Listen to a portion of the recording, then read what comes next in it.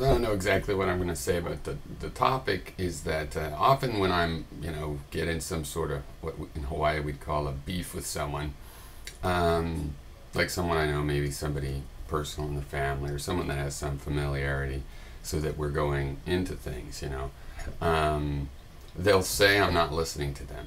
And this is because, one of the things that enables them to say that is, I do interrupt and things. Sometimes I get excited and interrupt often. There are reasons why I interrupt, but the thing about not listening to someone is that all that a person can really demand is that you're getting their ideas. They can't demand you listen to 20 minutes if you get the idea in 2 minutes. So someone that says you're not listening to them, I just usually challenge them back. Ask me. Ask me about anything you've told me during this conversation. See if I know what your idea was. I would say the vast majority of the time they don't do that. They're like, no, then they act like I'm trying to trap them or something. But my impression is more that they're confused, and saying the words "you're not listening" is buying time in their own head for thinking about what's going on. But they should just engage in it, because you can clarify things this way. If I say that somebody is not listening to me, that's exactly what I'll challenge them. I'll be asking them on the things, do you understand? I said this, that, and the other. So, yeah, it's like I do interrupt people. There's a couple reasons. One is just my mind can start spinning with excitement, and I interrupt people, interrupting things I haven't heard. But a lot of times in these kinds of conversation, that's not it. It's just that people go off in these tangents and these smoke screens, and you can tell within a few words, since you hate blah, blah, blah. And I'm like, yeah, I'll interrupt you. I don't hate blah, blah, blah. You can't start a set of concepts with that, and I'm supposed to listen to the end to see if somehow it turns out a happy story. You can't throw in things like that. So you get interrupted. And in that sense, it's true, possibly, that what I do is not strictly listening, but, some people sometimes think it's a little, an interrogation, or the fifth degree, or whatever they call. Because when people do that, I'm just like, straight back to the point. I have a question on this. But when I ask them questions, it's not to make my point. It's to find out what they think, And when I make my point, I do that by making my point. And it's just funny to me, people that say this often just totally get it wrong, my position. And to me, it should be clear to people.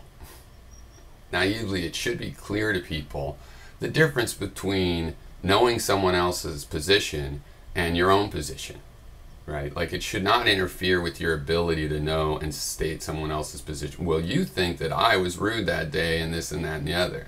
Well, but I think you're being overly sensitive and da-da-da-da-da. You can't remember both of those things. So if you wrote a story, it might show both sides of the coin.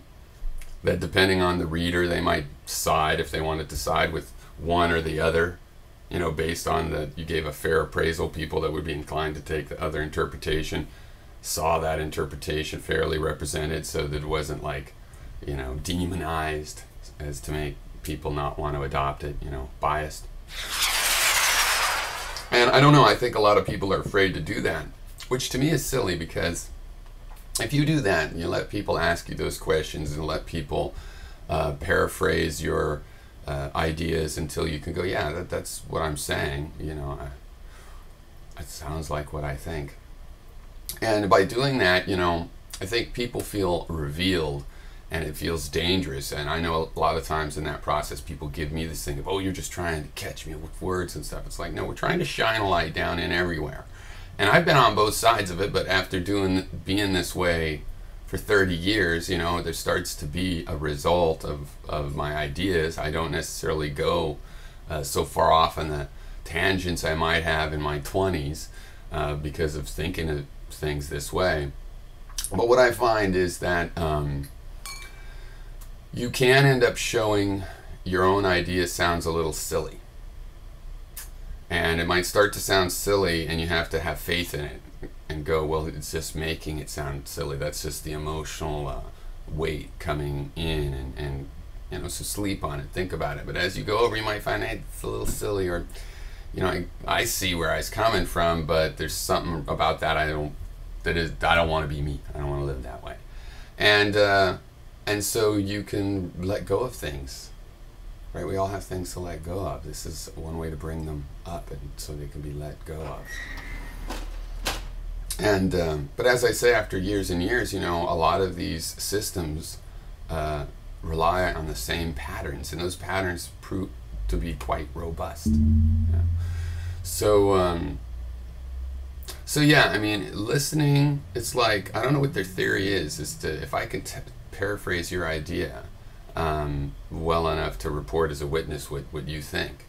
And I can do that. I can easily, I can tell people, like, the anti-will argument well enough that if people go, that's just silly, well, I start emphasizing, no, it's not just silly. I mean, I agree in the end that it's not, that there's problems with looking at it that way, but it's not just silly. Here's the thing, because people, you can walk people to a subject like that from talking about Newtonian physics and they end up feeling determinist, or from their everyday life and they end up feeling like that's silly, how could you even question it? And so you got to walk from both directions, or you're not even going to have a good conversation. I mean, this comes back to my basic idea here that you can't agree with something you don't understand.